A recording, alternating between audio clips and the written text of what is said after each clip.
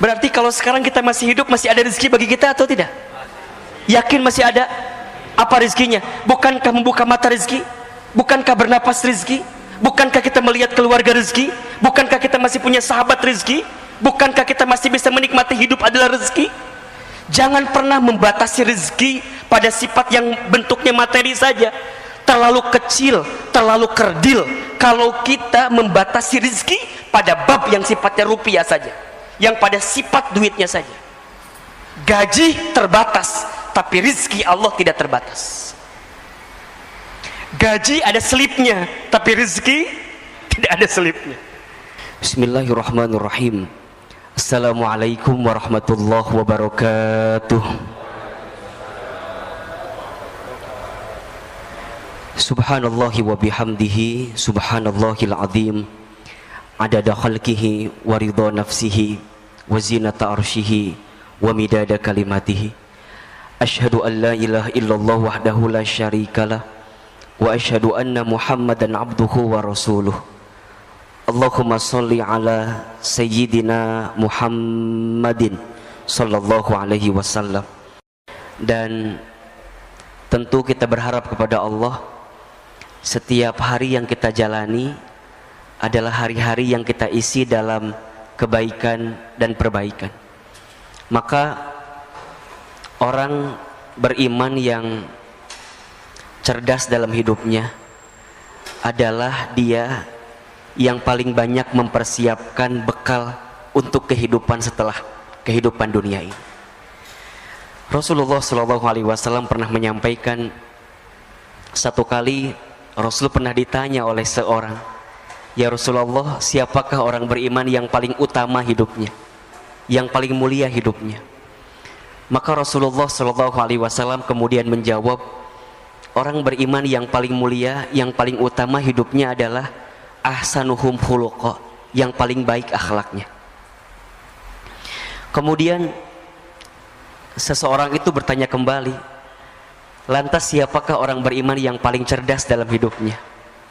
Maka Rasulullah SAW kemudian menjawab, yang paling cerdas dalam hidupnya adalah dia yang paling banyak ingat mati dan mempersiapkan bekal kematiannya.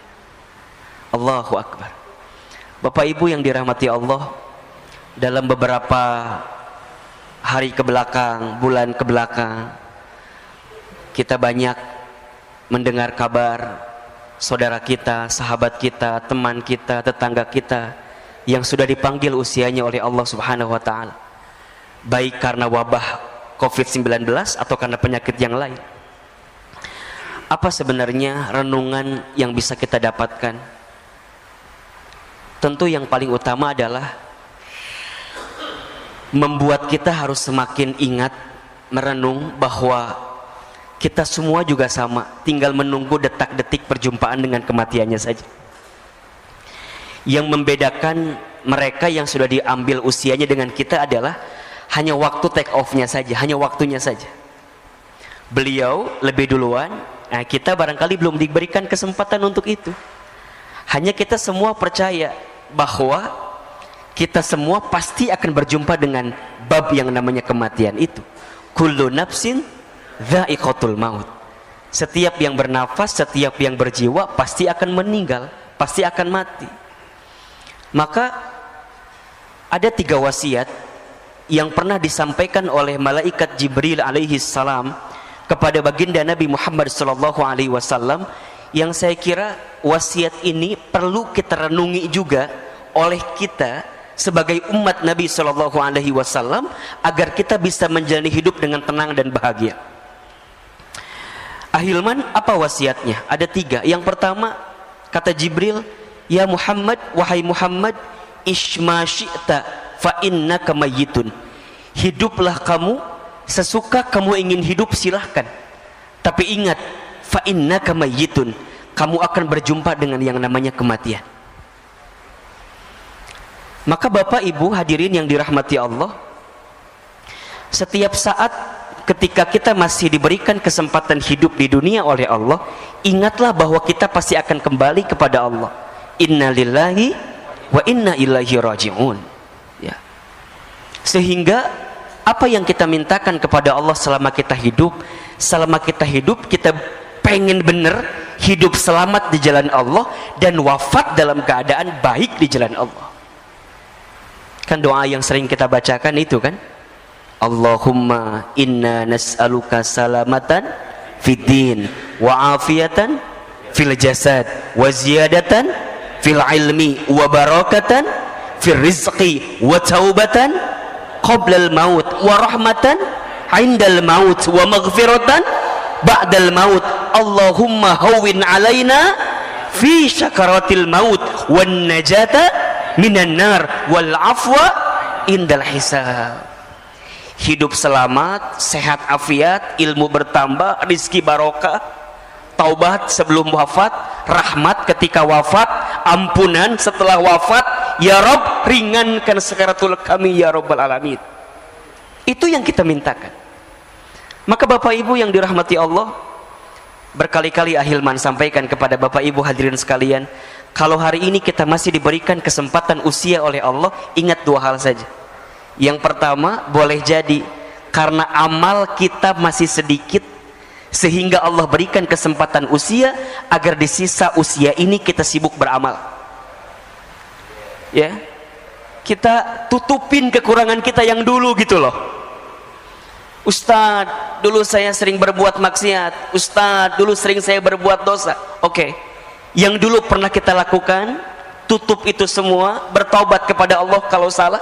Kalau itu dosa, tinggalkan. Kalau itu maksiat, berhenti, bertaubat kepada Allah. Yakin, innallaha yuhibbut tawwabina wa yuhibbul mutatahhirin. Sesungguhnya Allah mencintai orang yang senantiasa bertobat.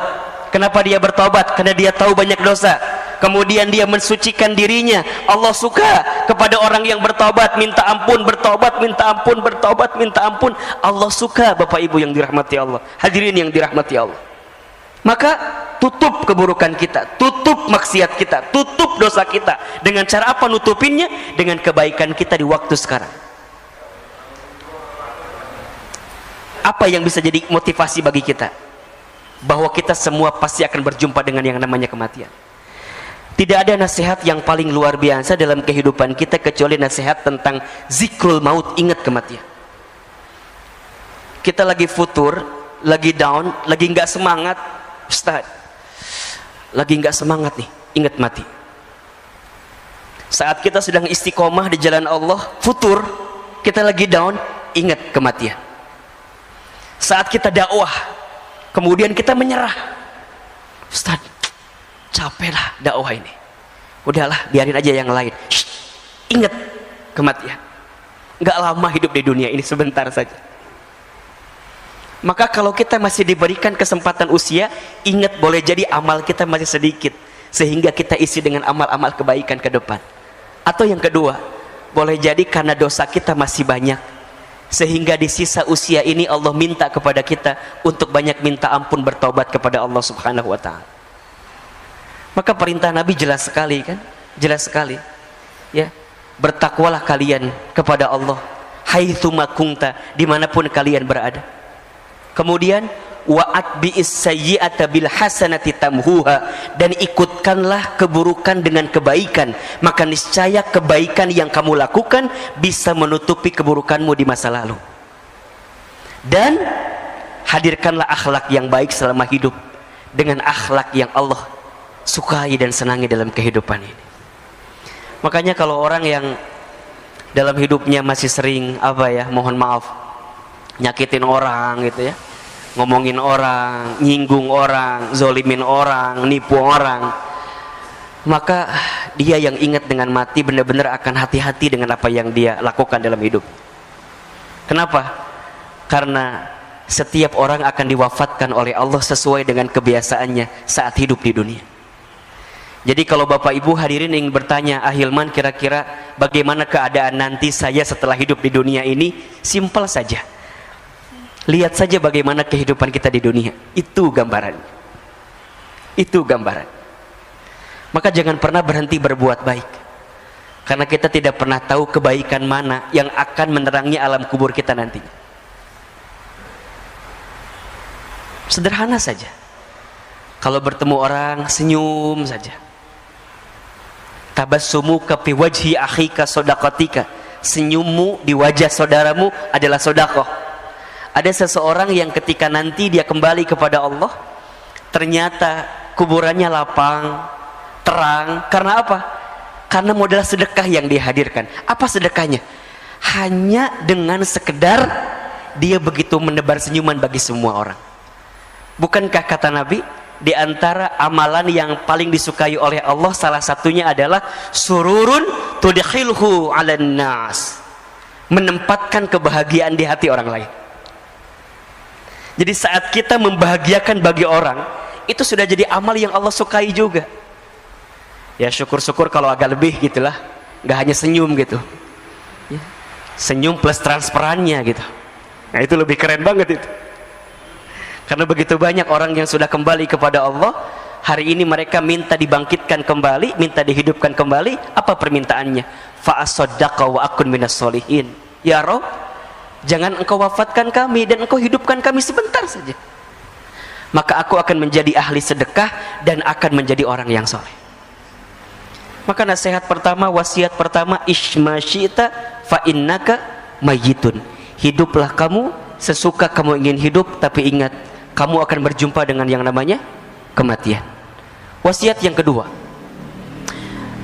ya Muhammad, kata Jibril alaihi salam, wa ahbib man syi'ta fa innaka mufarriquh.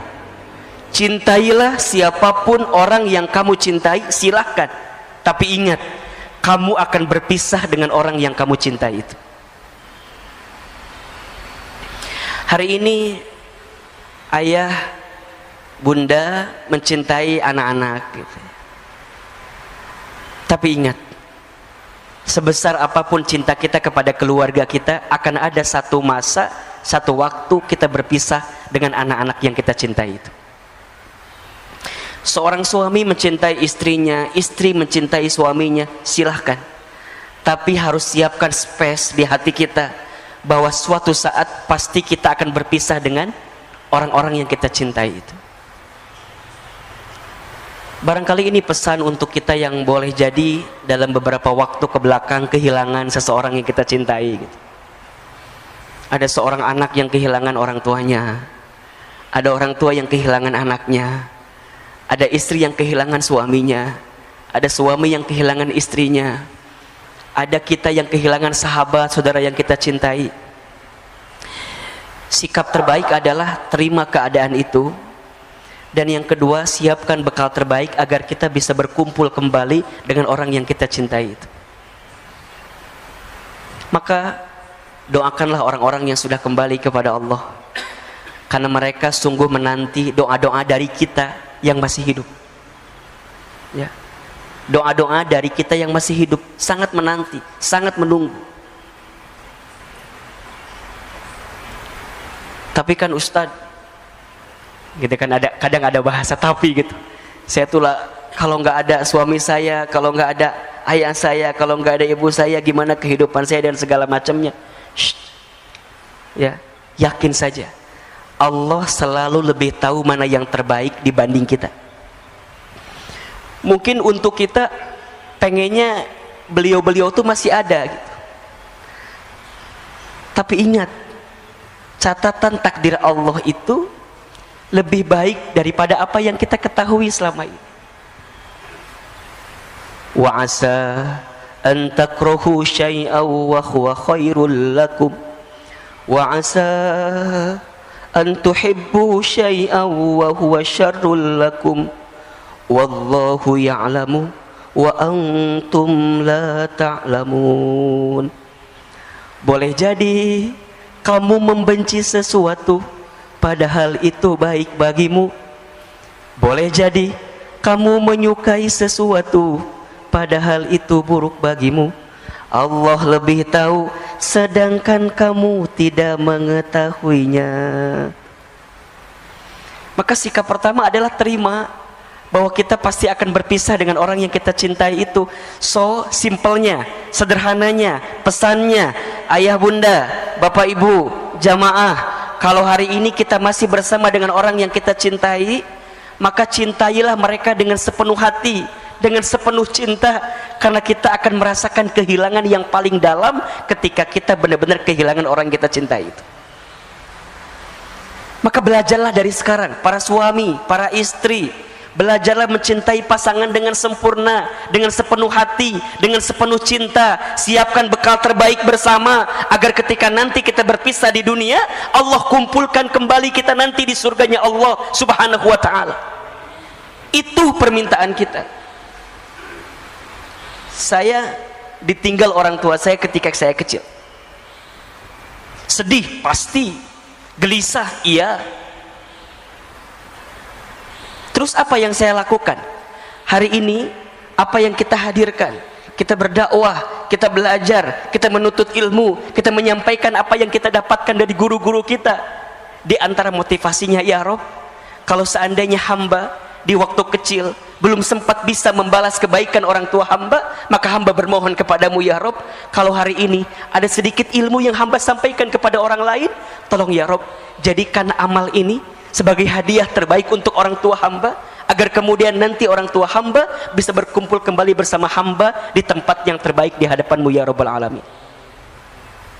Maka seorang anak yang ditinggal oleh orang tuanya, kalau kita ingin membahagiakan orang tua kita, tidak ada cara lain kecuali jadilah anak yang soleh. Itu, jadilah anak yang soleh. Doakan orang tua kita, beramal soleh, niatkan untuk orang tua kita. Insya Allah mudah-mudahan nyampe jadi kebaikan buat orang tua kita. Idza matal insan in qata'a amaluhu illa min salasin.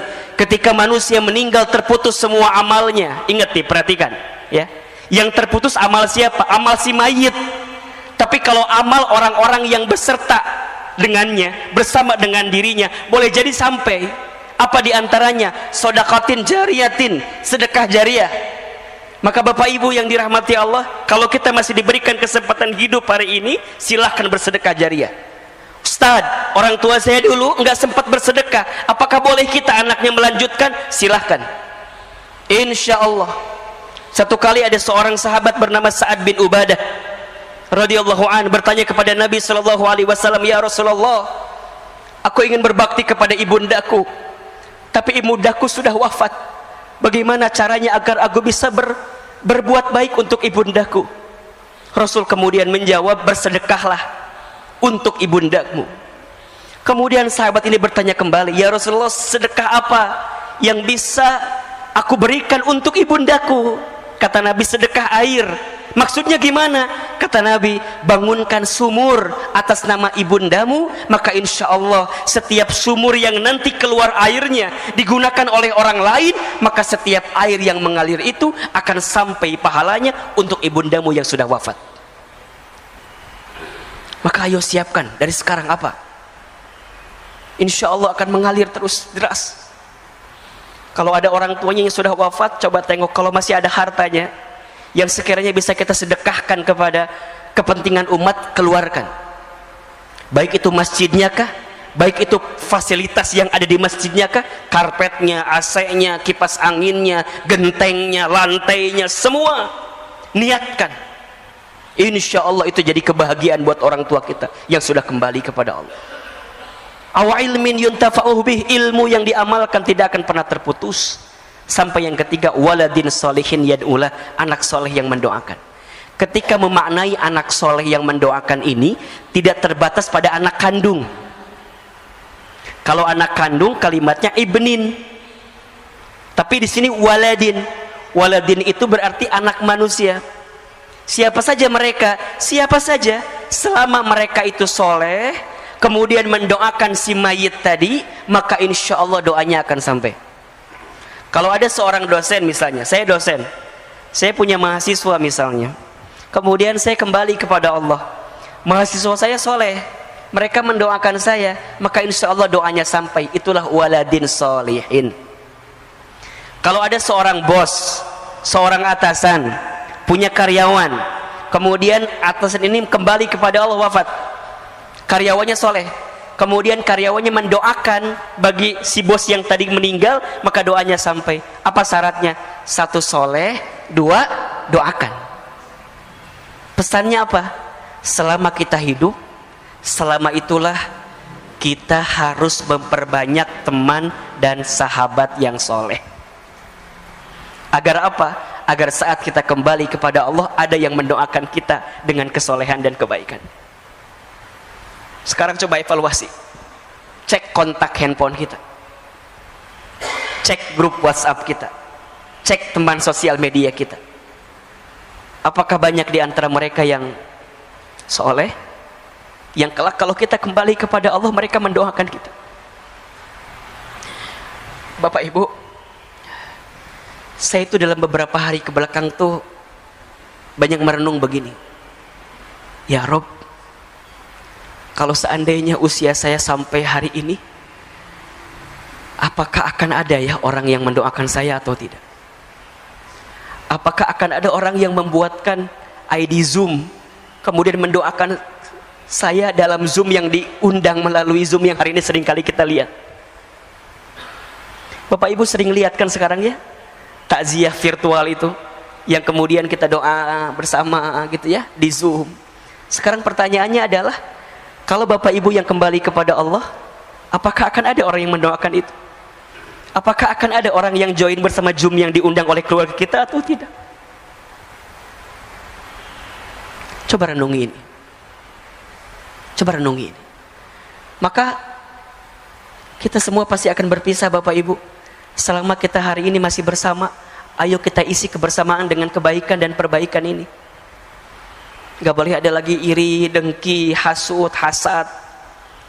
Gak boleh lagi, berhenti. Mau sampai kapan? Gak lama kok hidup kita di dunia ini, sebentar saja. Kalau ada orang yang pernah menyakiti kita, maafkan.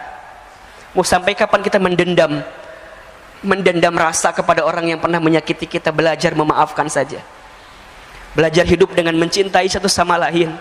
Kalau ada orang yang berbeda paham, selisih paham, berbeda pendapat, ya sudah, cukup pada berbeda pendapat saja. Tapi jangan dimasukkan ke dalam hati, bahkan sampai muncul sifat benci di hati kita. Jangan. Sifat benci kepada orang lain yang kita tanam itu, itulah yang menjauhkan kita dari rahmat Allah Subhanahu wa ta'ala. Maka case close, bersih, selesai. Berpisah sebentar lagi kita. Maka ayo berdamai. Yang sering berantem, yang masih berantem, ya, berdamai, selesailah. Kita akan berpisah kok sebentar lagi. Yang ketiga wasiatnya, kata Jibril alaihissalam, ya Muhammad, wa'mal ma syi'ta fa innaka mazyun bih. Wahai Muhammad, lakukan saja apa yang ingin kamu lakukan, perbuat saja apa yang ingin kamu perbuat, tapi ingat, mazyun bih, kamu akan diminta pertanggungjawaban dari apa yang kamu lakukan. Apa yang perlu kita sadari? Banyak. Satu, sadar kalau kita hamba Allah yang sangat lemah. La haula wa la quwata illa billah. Apa yang kita sombongkan dalam hidup ternyata tidak ada yang pantas kita sombongkan, karena hakikatnya kita adalah manusia yang lemah. Yang kedua, Allah pengen kita sadar, boleh jadi selama ini banyak dosa-dosa yang pernah kita lakukan, banyak maksiat yang pernah kita kerjakan, sehingga kita harus sadar diri betul bahwa kita harus segera bertaubat kepada Allah. Akui kalau kita zalim, akui kalau kita salah. Bukankah sifat pengakuan diri terhadap kesalahan itu adalah sesuatu yang sangat disukai oleh Allah dalam diri kita? Ketika Nabi Adam alaihi salam itu dikeluarkan dari surga karena berbuat sesuatu yang dibenci oleh Allah, apa yang Nabi Adam melakukan? Berdoa dengan mengakui kesalahannya. Rabbana dzalamna anfusana wa illam taghfir lana wa tarhamna lanakunanna minal khasirin. Rabbana dzalamna, ya Rabb, dzalamna, kami zalim. Akui salah. Ketika Nabi Yunus terlockdown di perutnya ikan paus, apa yang Nabi Yunus lakukan? Berdoa. Doanya apa? Pengakuan tentang kesalahan, tentang kekurangan. Diabadikan juga dalam Al-Quran.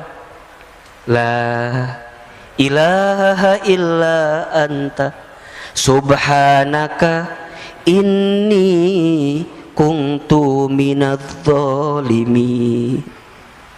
La ilaha illa anta, tiada Tuhan selain Engkau ya Allah. Subhanaka, maha suci Engkau.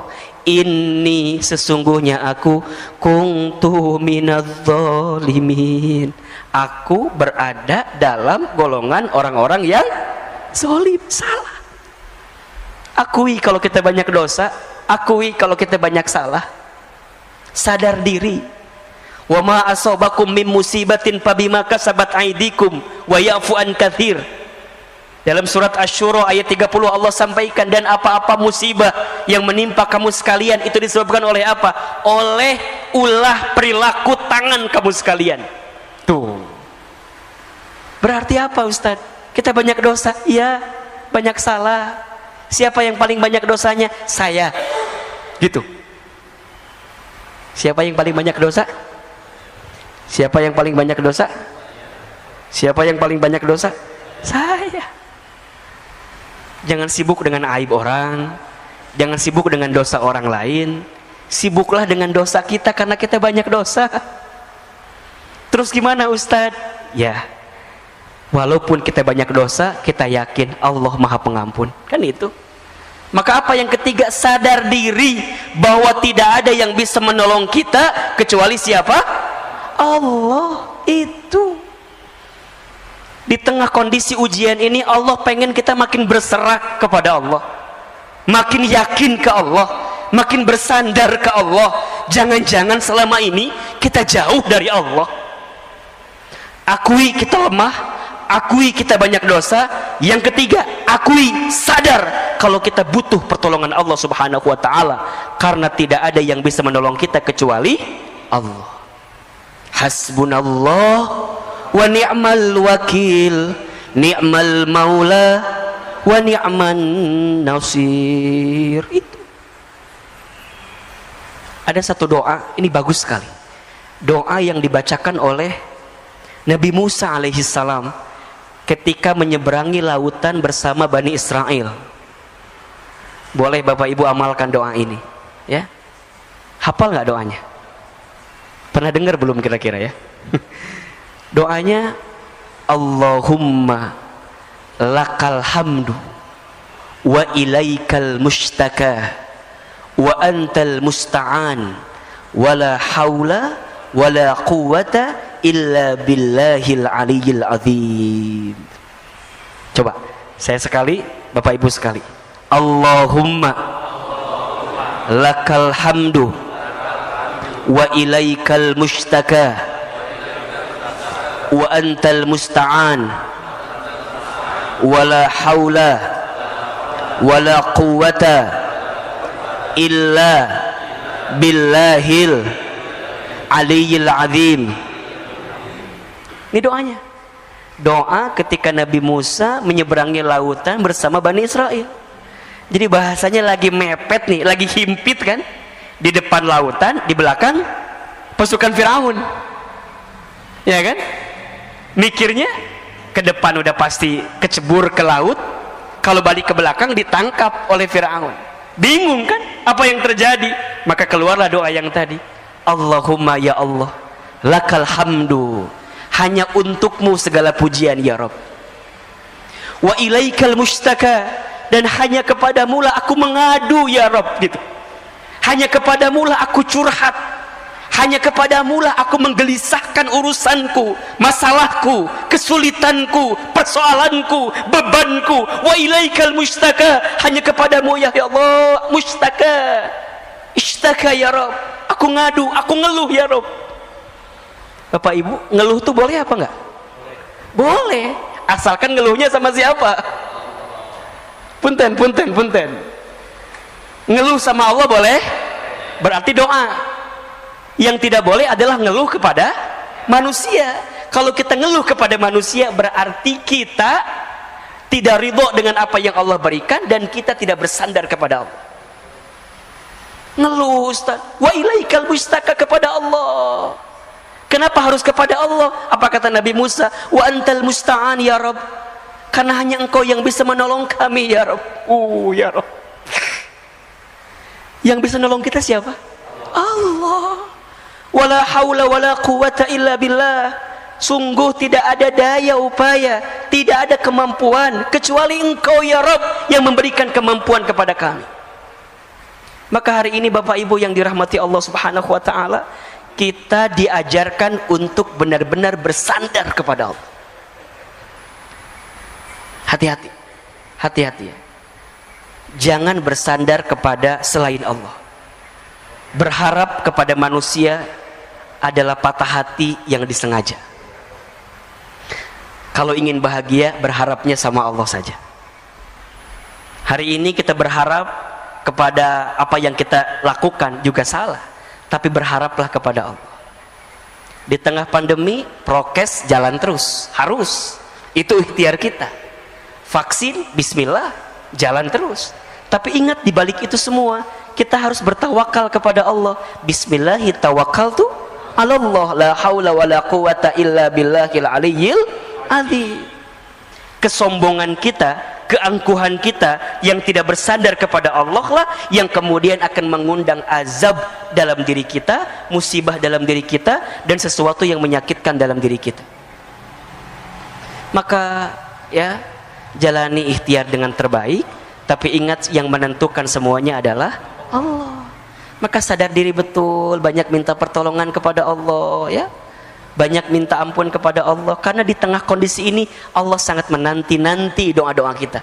Allah menanti-nanti apa yang kita hadirkan. Termasuk di tengah kondisi seperti ini, yang benar-benar kita perlu hadirkan selama hidup adalah sikap kita dalam menyikapi semuanya. Tolong catat baik-baik ya. Ada 4 kunci hidup bahagia ini. Yang pertama, ridho dengan apa yang Allah berikan kepada kita. Ini penting sekali. Allahumma raddini biqadaika wasobirni ala balaika wa'uzi'ni syukra ala ni'amaika. Ya Rabb, berikan aku kemampuan untuk ridho dengan segala ketentuan.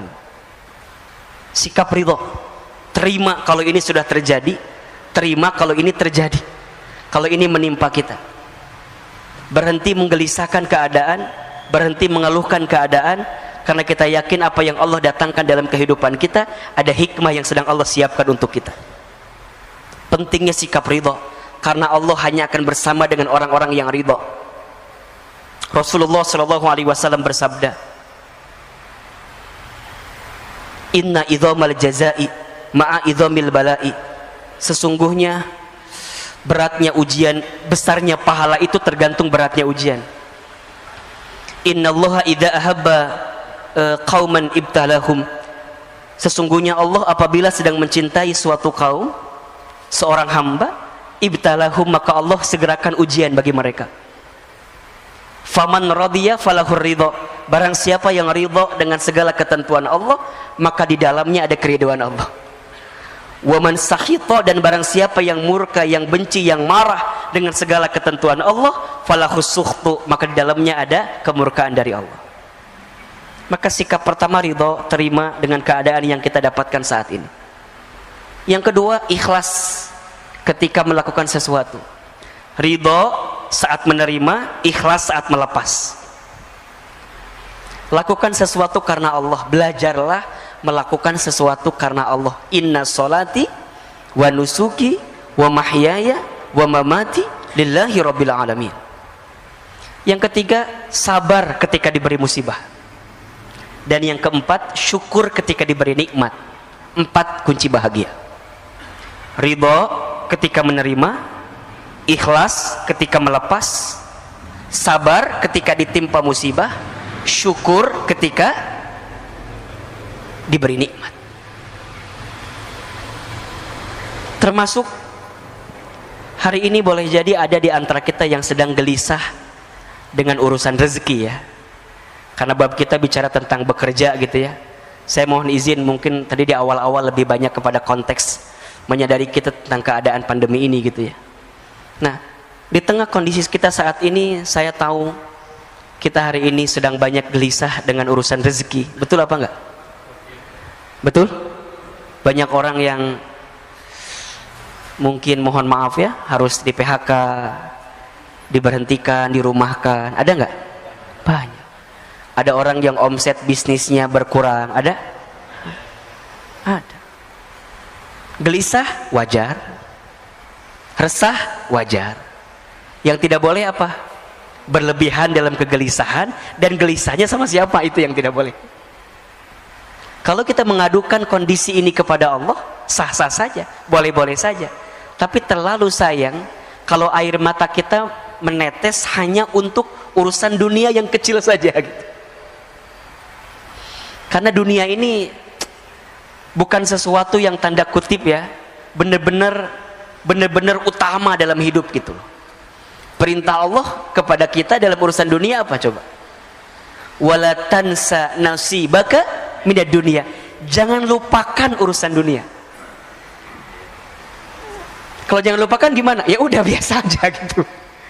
Yang paling utama apa? Wabtaghi fima atakallahu darul akhirah wala tansa nasibaka minad dunia, kan begitu. Dan carilah keutamaan akhirat. Jadi utamanya apa? Akhirat. Dunianya apa? Wala tansa nasibaka minad dunia. Jangan lupakan urusan dunia gitu. Bahkan kalau kita merujuk ayat lain, perintah Allah dalam urusan dunia apa? Famshu fi manakibiha. Jalanlah. Jalan tuh gimana? Ya jalan aja gitu. Tapi kalau urusan akhirat apa? Wasari'u ila magfiratin min rabbikum. Dan berlarilah, kan gitu. Wasari'u, dan berlarilah mengejar ampunan Allah, surganya Allah. Kalau urusan dunia apa? Famshu fi manakibiha. Berjalanlah. Oh berarti Ustadz nggak penting atau dunia tuh? Iya, salah juga. Dunia itu penting, tapi bagaimana cara kita meletakkan kepentingan dunia, itu yang harus proporsional. Hari ini urusan rezeki, gimana cara menyikapinya Ustadz? Galau betul, gelisah betul Ustadz, bingung Ustadz. Tentang rezeki ya, catat, ada 4 sikap yang perlu kita hadirkan. 1, rezeki sudah tertakar, tak mungkin tertukar. Ulangi apa Bapak Ibu? Saya sekali Bapak Ibu sekali ya. Rezeki sudah tertakar. Rezeki sudah tertakar, tak mungkin tertukar. Yakin atau tidak? Percaya atau tidak? Serius? Benar? Betul? Terus kenapa masih gelisah? Cicilan belum dibayar Ustaz. Apa Bu? Ustaz, apakah setiap manusia yang hidup sudah tertakar rezekinya? Sudah. Surat Hud ayat 6, perhatikan. Surat Hud ayat 6. Ini ayat yang kalau saya lagi gelisah urusan rezeki, Bapak Ibu, Ahilman juga sering gelisah urusan rezeki. Manusia biasa. Kalau saya sedang gelisah, saya buka ayat ini. Ya. Apa kata Allah? A'udzubillahi minasyaitonirrajim. Bismillahirrahmanirrahim. Wa ma min dabbatin fil ardi illa 'alallahi rizquha. Tuh. Wa ma min dabbatin, dan tidak ada makhluk yang melata hidup fil ardi, di muka bumi. Jadi bahasa gampangnya, makhluk yang melata aja gitu. Makhluk yang melata aja gitu. Apalagi kita yang tidak melata. Kita melata atau tidak? Yang melata contohnya apa? Apa Bu yang melata? Cicak. Cicak ada rezekinya atau tidak? Rezeki cicak apa? Nyamuk. Nyamuknya datang sendiri atau cicak yang nyamperin nyamuk?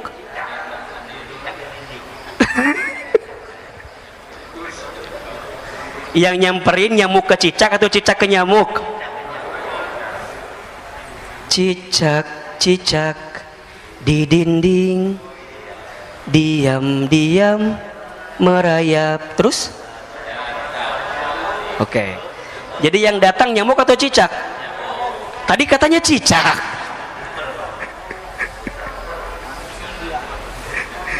Tidak usah memperdebatkan nyanyian itu lah ya. Bapak Ibu, ini banyak orang yang lupa tuh. Ada konteks yang pertamanya apa? Cicak di mana kerjanya? Kantor Cucak di mana? Di dinding. Ya. Apa kerjaan Cucak? Diam-diam merayap.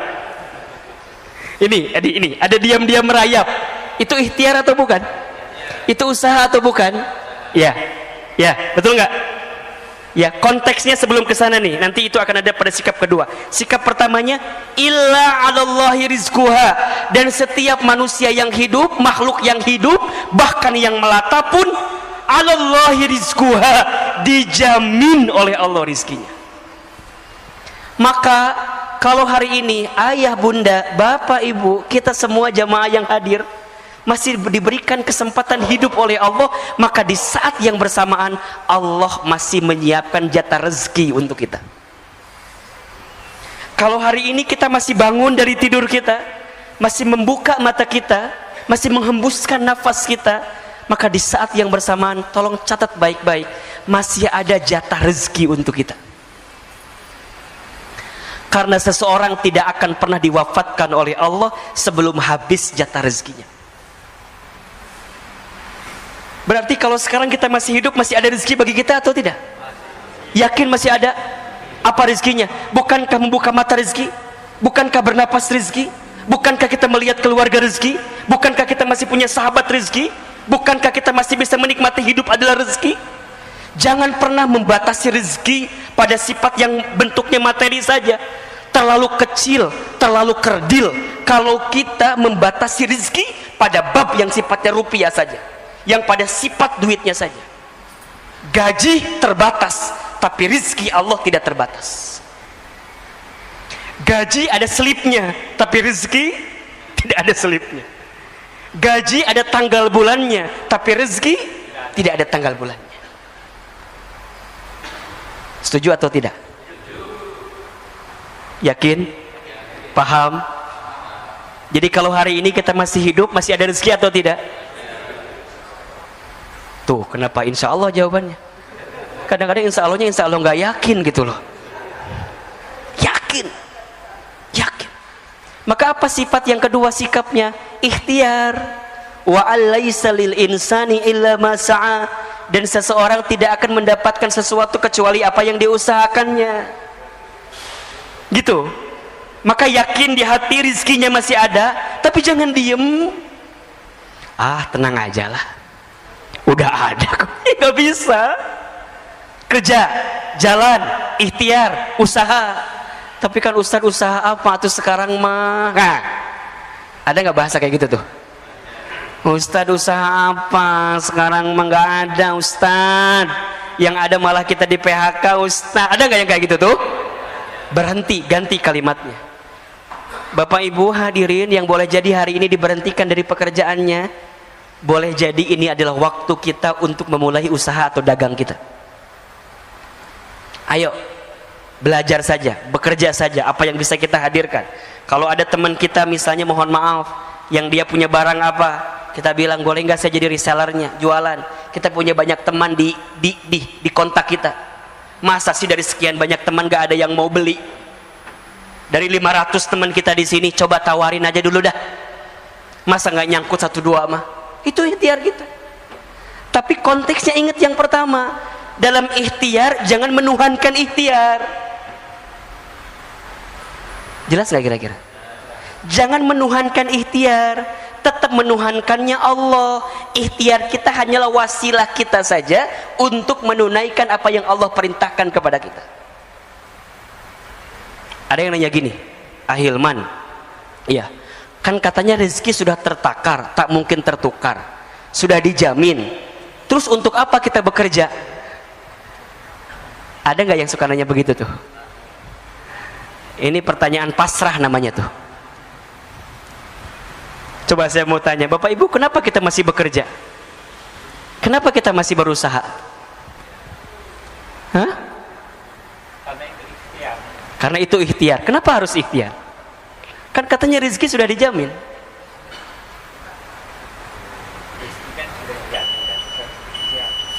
Oke, kalau Bapak Ibu belum bisa menjawab ini, berarti selama ini kita masih menuhankan ikhtiar kita.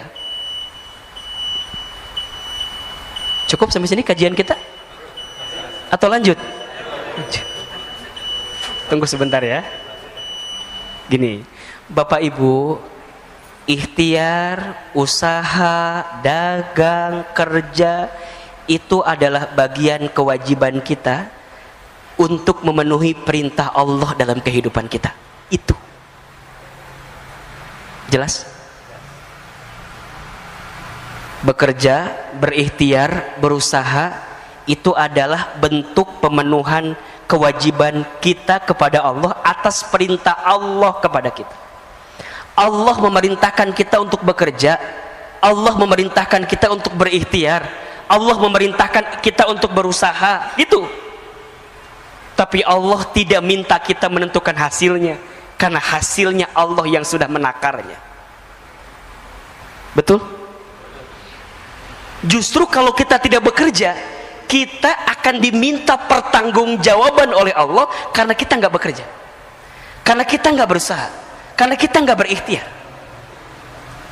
Seorang suami, seorang ayah, kepala keluarga, di rumah tangga, di keluarganya, apa di antara kewajiban kita sebagai seorang suami? Bekerja, mencari nafkah, itu kewajiban. Berarti kalau kita tidak bekerja, tidak mencari nafkah, kelak kita akan dihisab oleh Allah Subhanahu wa taala. Hei Hilman, misalnya, kamu jadi suami, kamu jadi ayah, kamu nggak bekerja, kamu nggak mencari nafkah, kamu nggak berusaha, kamu ngapain aja? Itu yang akan ditanya. Jadi hari ini kita bekerja, hari ini kita berusaha adalah bentuk pemenuhan kewajiban kita kepada Allah. Ya Rob, hamba bekerja, hamba berikhtiar, tapi hamba yakin ya Rob, hasilnya Engkau yang menentukan segalanya. Maka disinilah harus ada sikap yang benar-benar confirm gitu loh. Rizki Allah yang jamin, kita hanya berikhtiar menjalankannya. Nah, tinggal nanti yang ketiga, ikhtiar yang seperti apa yang Allah sukai, kan begitu. Ikhtiarnya adalah ikhtiar yang tidak membuat kita jauh dari Allah. Ikhtiar apa? Ikhtiar dengan kekuatan takwa kepada Allah. Maka dalam dia ikhtiar, apa yang dia perhatikan? Bukan banyak sedikitnya harta yang dia dapatkan, bukan. Apa yang dia pikirkan? Halal haramnya, berkah tidaknya, surga nerakanya, baik tidaknya, itu yang dia pikirkan. Bukan banyak sedikit, tapi yang dia pikirkan, ini berkah nggak ya? Ini halal tidak ya? Itu jadi pertimbangan betul. Kenapa? Karena bekerja yang dihiasi dengan ketakwaan kepada Allah, maka itulah yang akan mengantarkan keberkahan dalam hidupnya. Wa may yattaqillah yaj'al lahu makhraja wa yarzuqhu min haitsu la yahtasib. Dan barang siapa yang bertakwa kepada Allah, dalam bekerjanya ada ketakwaan kepada Allah. Satu, dia tidak meninggalkan perintah Allah, tahu betul mana prioritasnya. Ketika datang panggilan azan, panggilan sholat, kemudian dia berhenti sejenak, tunaikan perintah Allah. Ketika memilah-milih pekerjaan, maka dia pilih-pilih benar-benar pekerjaannya. Bukan hanya gajinya besar atau kecil, bukan, tapi ini berkah nggak ya? Ini halal nggak ya? Ustadz, apa itu ukuran berkah? Dua ukuran berkah itu. Satu, berkah itu kan maknanya ziyadatul khair ya, bertambahnya kebaikan. Ada dua indikatornya. Satu, bertambah ketaatan kita kepada Allah. Yang kedua, bertambah manfaat kita kepada manusia. Nah, itu berkah tuh. Jadi kalau hari ini Bapak Ibu ingin mengukur apakah pekerjaan saya berkah, apakah harta saya berkah, lihat dua hal tadi. Satu, apakah membuat kita makin dekat dan taat ke Allah atau tidak. Kalau dengan pekerjaan ini malah kita malah jauh dari Allah, melakukan semua yang Allah larang, malah di dalamnya mohon maaf ada dosa, ada maksiat, nggak berkah sebanyak apapun yang kita dapatkan. Dan yang kedua, bermanfaat bagi manusia yang lain. Tinggal yang keempat, nanti hasilnya apa? Kita serahkan hasilnya kepada Allah. Yakin rezeki dijamin oleh Allah. Dua, ikhtiar sebagai bentuk kewajiban kita atas perintah dari Allah. Yang tawakal itu adanya di awal, di tengah, atau di akhir? Di mana? Di semuanya. Tawakal sebelum ikhtiar. Apa contohnya? Apa? doa, ya kan? Niatnya benar. Hari ini kita sholat subuh, sebelumnya sholat tahajud. Ini tawakal sebelum ikhtiar kita gitu loh. Datangi Allah, ketuk pintu langitnya, angkat kedua telapak tangan, munajat kepada Allah, minta sama Allah. Kadang-kadang fokus kita lebih sibuk kepada pekerjaan kita, tapi kita nggak ngetuk pintunya Allah sebelum kita bekerja. Kita ini kadang-kadang kalau ketinggalan kereta, sibuknya minta ampun. Tapi kita lupa ini untuk menengadahkan tangan, untuk bermohon kepada Allah dengan urusan-urusan dunia kita agar Allah menuntun kita. Maka ada tawakal sebelum ikhtiar. Bagaimana caranya? Datangi Allah, bangun di sepertiga malam, sholat tahajud, munajat, zikir, doa, muhasabah, nangis di hadapan Allah. Mohon maaf, kalau kita menginginkan sesuatu tapi masih belum terbukti dengan sholat tahajud kita, berarti kita masih belum serius, belum bersungguh-sungguh menginginkan sesuatu yang kita mintakan kepada Allah. Maka hari ini Bapak Ibu, sahabat saya yang sedang sulit urusan dunianya, urusan rezekinya, ayo bangun di sepertiga malam, minta sama Allah. Nangis kalau bisa. Bukankah waktu sepertiga malam itu adalah waktu yang sangat istimewa? Janji Allah kepada kita surat Al-Isra 79. Wa minal laili fatahajjad bihi nafilatan laka asa ayyab'asaka rabbuka maqaman mahmuda. Dan di waktu malam fatahajjad bihi, bangunlah kamu. Untuk apa? Dirikan salat tahajud nafilatan laka, sebagai tambahan untuk dirimu. Apa yang Allah janjikan kepada kita? Asa ayyab'asaka rabbuka maqaman mahmuda. Maka niscaya Allah akan angkat derajat hidupmu maqaman mahmuda, ke tempat yang mulia. Ayo bangun, bangun. Ini bagian ikhtiar kita tawakal kepada Allah. Kemudian sholat 2 rakaat sebelum subuh. Bukankah kita tahu pesan dari Nabi SAW, barang siapa yang menunaikan sholat 2 rakaat sebelum waktu subuh, maka sama dengan dia mendapatkan pahala seperti mendapatkan apa? Dunia beserta isinya. Itu baru sholat sunnahnya 2 rakaat sebelum subuh. Gimana sholat subuhnya? Gitu cara membacanya. Kadang-kadang kita mah, Ustadz, berarti cukup atau Ustadz ya 2 rakaat sebelum subuh, subuhnya nggak sholat. Salah ini. Sebelum subuhnya aja udah dapat dunia beserta isinya, apalagi sholat subuhnya. Apa yang dia dapatkan? Dunia, akhirat, semua. Bahkan barang siapa yang salat subuh berjamaah di masjid, maka fi zimmatillah, maka di hari itu dia sedang berada dalam penjagaan Allah Subhanahu wa taala. Insyaallah. Kalau sudah Allah jaga, apa yang kita risaukan? Kalau sudah Allah jaga, apa yang kita gelisahkan? Betul atau tidak? Berarti ada tawakal sebelum ikhtiar. Yang kedua, tawakal ketika ikhtiar. Gimana maksudnya? Kita hanya memilih mana yang baik menurut Allah, bukan yang baik menurut kita.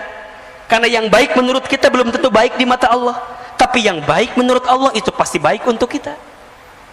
Maka benar-benar dia pertimbangkan, ini baik nggak ya, ini enggak ya, ini halal nggak ya, ini haram nggak ya. Itu tawakal kepada Allah. Dan dia tidak meninggalkan kewajibannya kepada Allah.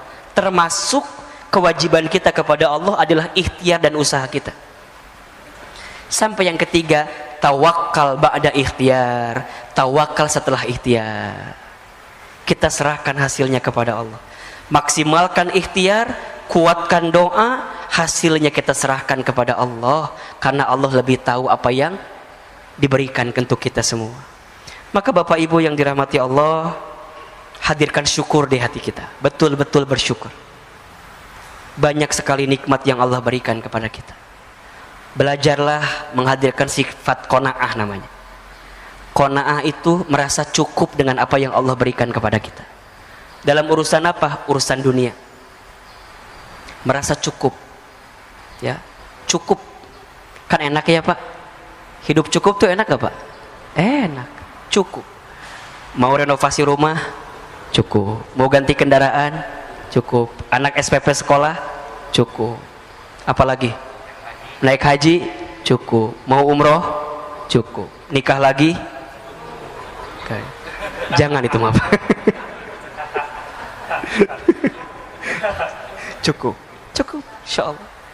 Dan ada satu doa kan yang Nabi juga anjurkan kepada kita kalau kita keluar rumah dalam ikhtiar. Bismillahirrahmanirrahim. Allah la haula wala quwata illa billah. Barang siapa yang membaca doa ini ketika keluar rumahnya untuk ikhtiar, maka Allah akan berikan kecukupan, ketenangan dan keselamatan. Dah. Pada akhirnya ujungnya apa? Kita kembali kepada Allah.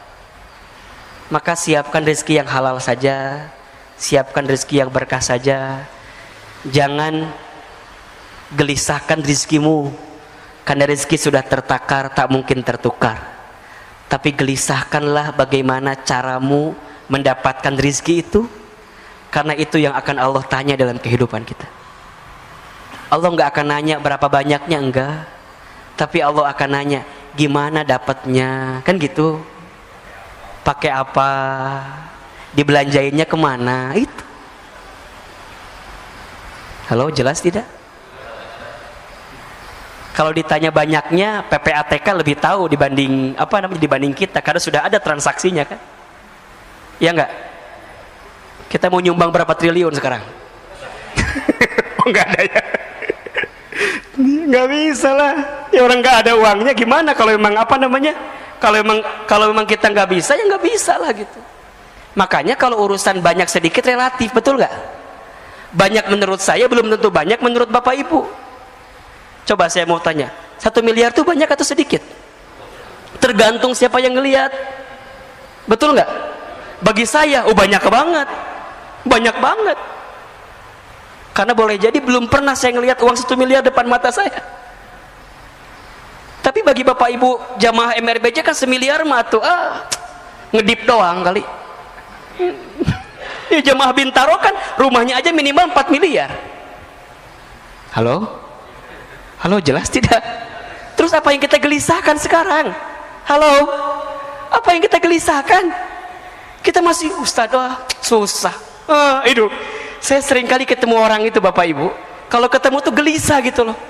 Ustadz, susah sekarang hidupnya. Ya Allah, rumah dia segede Alaihim. Rumahnya segede Alaihim masih ngomong susah. Ya Allah. Saya bilang, Bapak di mana rumahnya? Bintaro. Sektor berapa? 9. Sektor 3. Masih ngomong susah. Ya Rob, gimana saya? Yang rumahnya bukan di Bintaro. Sekarang nggak tahu, besok mungkin di Bintaro kali. Ini banyak yang amin harus beli rumah di Bintaro kayaknya. Jadi masih ngomongin susah ya Rob. Coba deh, mulai hari ini bicaranya, Ustadz, alhamdulillah. Di tengah pandemi ini bahagia betul. Enak gak kalimat begitu? Enak. Walaupun susah, tapi kalimatnya bahagia. Nular ke kita Pak. Nular. Bapak ketemu orang yang ngomongnya negatif mulu tuh, ngaruh ke kita. Ngaruh betul. Bapak ketemu orang ngomongnya curhat terus, gelisah terus, urusan dunia. Capek nggak Pak? Capek. Kita juga sama Pak. Masa kita harus ngomong dua-duanya? Ustaz, saya tuh lagi susah. Pak, Ustaz juga lagi susah. Ribet lah kalau begitu. Makanya saya mohon izin ya, mungkin Bapak Ibu yang sering ngobrol sama saya di MRBJ gitu ya, para pengurus, rasa-rasanya nanti kalau saya bicara selalu optimis aja gitu loh. Udah bismillah aja, yakin aja, sok ya, gitu. Minimal nyemangatin, walaupun belum tentu juga gitu Pak. Karena kalau kita negatif semua. Tapi kalau kita bicaranya yakin, optimis, positif, naikin imun, minimal naikin imun. Makanya Bapak Ibu nih punten ya, yang sering update status, udahlah, sekarang statusnya yang baik-baik aja dah. Jangan bikin status yang bikin kita gelisah galau, jadi penyakit buat kitanya. Makanya kalau ada yang statusnya nggak jelas, udah delete aja dah. Gak usah jadi teman kita, pusing.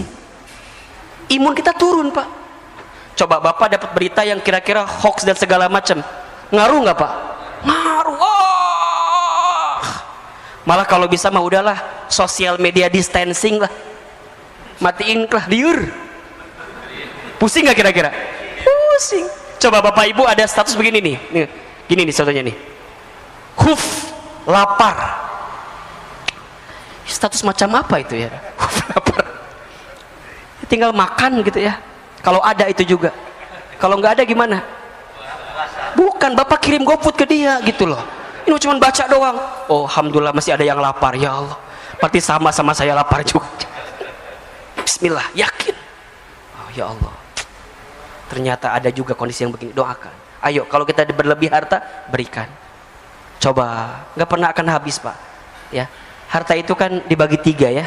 Ada harta yang dimakan, ujungnya jadi kotoran, kan begitu ya. Ada harta yang disimpan, ujungnya jadi apa? Jadi simpanan. Kalau kita meninggal jadi apa? Jadi warisan. Kalau anak kita soleh jadi apa? Jadi kebaikan. Kalau anak kita salah, jadi sengketaan. Berantem dah, ya enggak? Yang ketiga, harta yang kita amalkan, yang jadi bekal kita sedekahkan, itu yang akan jadi jalan kita menuju Allah kelak nantinya. Maka ayolah hidup secukupnya saja, hidup yang cukup. Insya Allah mudah-mudahan kita lebih tegar, lebih yakin ya. Maka nasihatnya adalah kalau kita senang, senang sekedarnya. Kalau kita sedih, sedih sewajarnya, kan gitu. Pada akhirnya semua akan berhenti, pergi dan selesai. Kuncinya ridho saat menerima, ikhlas saat melepas, syukur saat diberi nikmat, sabar saat diberi musibah. Mudah-mudahan Allah berikan karunia kepada kita semua. Dan tentu kita berharap kepada Allah, setiap hari yang kita jalani adalah hari-hari yang kita isi dalam kebaikan dan perbaikan. Maka orang beriman yang cerdas dalam hidupnya adalah dia yang paling banyak mempersiapkan bekal untuk kehidupan setelah kehidupan dunia ini. Rasulullah SAW pernah menyampaikan, satu kali Rasul pernah ditanya oleh seorang, ya Rasulullah, siapakah orang beriman yang paling utama hidupnya, yang paling mulia hidupnya? Maka Rasulullah SAW kemudian menjawab, orang beriman yang paling mulia, yang paling utama hidupnya adalah ahsanuhum khuluqa, yang paling baik akhlaknya. Kemudian seseorang itu bertanya kembali, lantas siapakah orang beriman yang paling cerdas dalam hidupnya? Maka Rasulullah SAW kemudian menjawab, yang paling cerdas dalam hidupnya adalah dia yang paling banyak ingat mati dan mempersiapkan bekal kematiannya. Allahu Akbar. Bapak Ibu yang dirahmati Allah, dalam beberapa hari kebelakang, bulan kebelakang, kita banyak mendengar kabar saudara kita, sahabat kita, teman kita, tetangga kita yang sudah dipanggil usianya oleh Allah Subhanahu wa taala, baik karena wabah COVID-19 atau karena penyakit yang lain. Apa sebenarnya renungan yang bisa kita dapatkan? Tentu yang paling utama adalah membuat kita harus semakin ingat, merenung bahwa kita semua juga sama, tinggal menunggu detak-detik perjumpaan dengan kematiannya saja. Yang membedakan mereka yang sudah diambil usianya dengan kita adalah hanya waktu take off-nya saja, hanya waktunya saja. Beliau lebih duluan, nah kita barangkali belum diberikan kesempatan untuk itu. Hanya kita semua percaya bahwa kita semua pasti akan berjumpa dengan bab yang namanya kematian itu. Kullu nafsin dha'iqatul maut. Setiap yang bernafas, setiap yang berjiwa pasti akan meninggal, pasti akan mati. Maka ada 3 wasiat yang pernah disampaikan oleh malaikat Jibril alaihi salam kepada baginda Nabi Muhammad sallallahu alaihi wasallam, yang saya kira wasiat ini perlu kita renungi juga oleh kita sebagai umat Nabi sallallahu alaihi wasallam agar kita bisa menjalani hidup dengan tenang dan bahagia. Ahilman, apa wasiatnya? Ada 3. Yang pertama, kata Jibril, ya Muhammad, wahai Muhammad, ishma syi'ta fa innaka mayyitun. Hiduplah kamu sesuka kamu ingin hidup silahkan, tapi ingat, fa innaka mayyitun, kamu akan berjumpa dengan yang namanya kematian. Maka Bapak Ibu hadirin yang dirahmati Allah, setiap saat ketika kita masih diberikan kesempatan hidup di dunia oleh Allah, ingatlah bahwa kita pasti akan kembali kepada Allah. Inna lillahi wa inna ilaihi raji'un. Ya. Sehingga apa yang kita mintakan kepada Allah selama kita hidup, kita pengen benar hidup selamat di jalan Allah dan wafat dalam keadaan baik di jalan Allah. Kan doa yang sering kita bacakan itu kan, Allahumma inna nas'aluka salamatan